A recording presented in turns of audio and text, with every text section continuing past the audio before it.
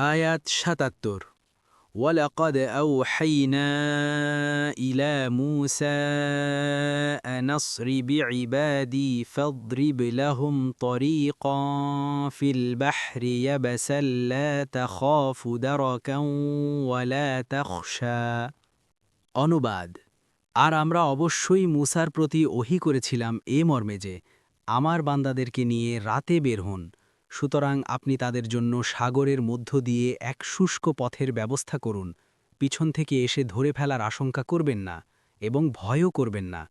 ১ নম্বর footnote, চতুর্থ রুকু। তাফসীর। ১ নম্বর ফুটনোটের বিবরণ। এই সংক্ষিপ্ত কথাটির বিস্তারিত বিবরণ হচ্ছে এই যে শেষ পর্যন্ত আল্লাহ একটি রাত নির্ধারণ করে দিয়েছিলেন। মূসা সবাইকে নিয়ে লোহিত সাগরের পথ ধরলেন।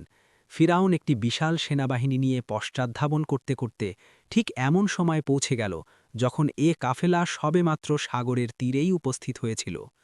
মুহাজিরদের কাফেলা ফিরাউনের সেনাদল ও সমুদ্র দ্বারা সম্পূর্ণরূপে ঘেরাও হয়ে গিয়েছিল। ইবনে কাসির। ঠিক এমনি সময় আল্লাহ মূসাকে হুকুম করলেন, সমুদ্রের উপর আপনার লাঠি দ্বারা আঘাত করুন। তখনই সাগর ফেটে গেল এবং তার প্রত্যেকটি টুকরো একটি বড় পর্বত শৃঙ্গের মতো দাঁড়িয়ে গেল। সূরা আশ-শুআরার ৬৩।